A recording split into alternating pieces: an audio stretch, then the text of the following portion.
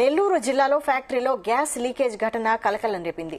తోటపల్లి గూడూరు మండలం వరకవిపుడిలోని water base రొయ్యల ఫ్యాక్టరీలో అమ్మోనియం గ్యాస్ లీక్ అయింది.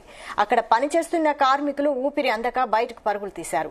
10 మంది కార్మికులకు అస్వస్థతకు గురయ్యారు. సురేష్ అనే యువకుడి పరిస్థితి విషమంగా ఉండడంతో నెల్లూరులోని ప్రైవేటు హాస్పిటల్ కి తరలించి చికిత్స అందిస్తున్నారు. అమ్మోనియం గ్యాస్ వాసనతో సమీప గ్రామస్తుల్లో ఆందోళన నెలకొంది.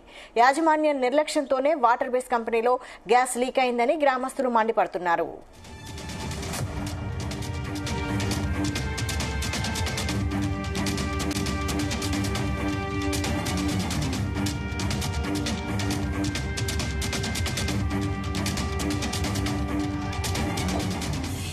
నెల్లూరు జిల్లాలో ఫ్యాక్టరీలో గ్యాస్ లీకేజ్ ఘటన కలకలం రేపింది. తోటపల్లి గూడూరు మండలం వరకవిపూడిలోని వాటర్ బేస్ రొయ్యల ఫ్యాక్టరీలో అమ్మోనియం గ్యాస్ లీక్ అయింది.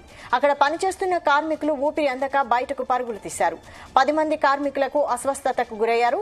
సురేష్ అనే యువకుడి పరిస్థితి విషమంగా ఉండడంతో నెల్లూరులోని ప్రైవేటు హాస్పిటల్ కి తరలించి చికిత్స అందిస్తున్నారు. అమ్మోనియం గ్యాస్ వాసనతో సమీప గ్రామస్తుల్లో ఆందోళన నెలకొంది. యాజమాన్య నిర్లక్ష్యంతోనే వాటర్ బేస్ కంపెనీలో గ్యాస్ లీక్ అయిందని గ్రామస్తులు మండిపడుతున్నారు.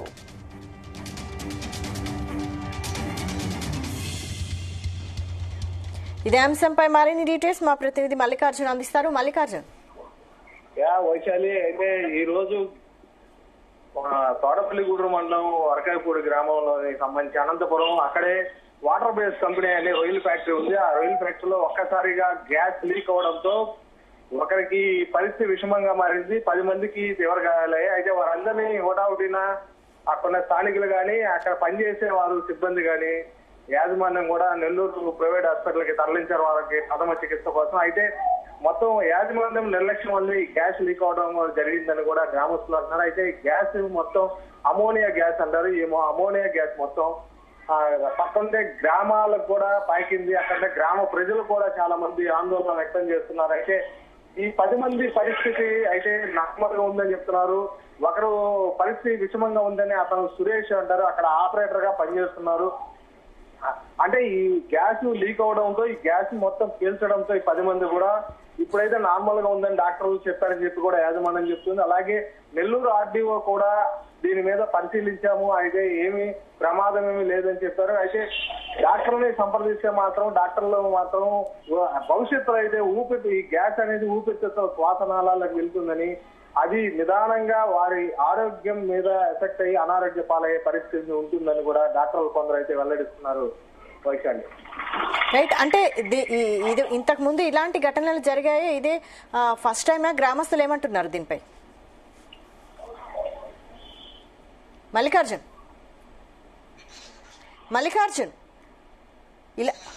మల్లికార్జున్ ఇలాంటి సంఘటన జరగడం ఇదే తొలిసారా? గ్రామస్తులు ఏమంటున్నారు దీనిపై?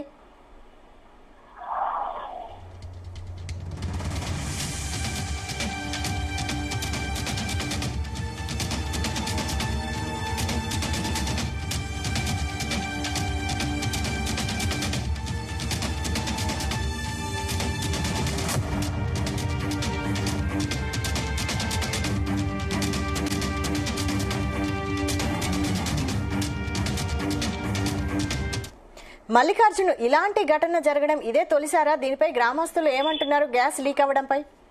అయితే ఇక్కడ మాత్రం ఇది తొలిసారి చెప్పవచ్చే.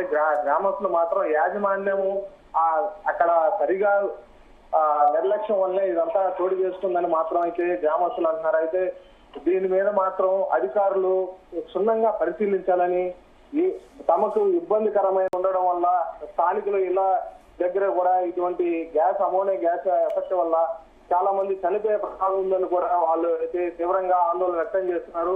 దీని మీద అయితే జిల్లా కలెక్టర్ కూడా స్పందించాలని కూడా అక్కడే వరకైపూడి గ్రామస్తులు కానీ అనంతవరం గ్రామస్తులు కూడా తీవ్రంగా ఆందోళన అయితే వ్యక్తం చేస్తున్నారు. వైశాలి, ఈ ఘటనపై యాజమాన్యం స్పందించిందా?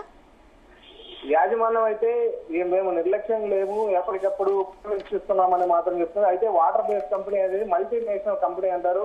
ఇది మన ఇక్కడ ఆంధ్రప్రదేశ్ కాకుండా పక్క రాష్ట్రాల్లో కూడా ఉన్నాయి. మొత్తం ఎక్కడ చూసినా మల్టీనేషనల్ కంపెనీకి సంబంధించి అయితే ఒక పక్కా ప్రణాళికబద్ధంగానే ఉంటుంది. దీని మీద పర్యవేక్షణ లోపం అయితే ఉండదని కూడా యాజమాన్య అక్కడ పనిచేసే సిబ్బంది కూడా అంటున్నారు. అయితే ఏదేమైనా కూడా గ్యాస్ లీక్ అవడంతోనే ఈ మొత్తం ఈ 10 మంది కూడా ఇబ్బందికర వాతావరణం చోటు చేసుకుని ఒకరి పరిస్థితి విషమంగా ఉంది. అతనికి ఇంకా డాక్టర్లు అయితే అతని ఆరోగ్య పరిస్థితి ఇంత వరకైతే వెల్లడించలేదు. అతని పరిస్థితి విషమంగా ఉంది. నెల్లూరులోని కార్పొరేట్ వైద్యశాలకైతే ఆయన్ని తరలించారు. అతని పరిస్థితి ఇంకా మనకి అప్డేట్ అయితే ఇంకా తెలియరాలేదు. Right, thank you Mallikarjun.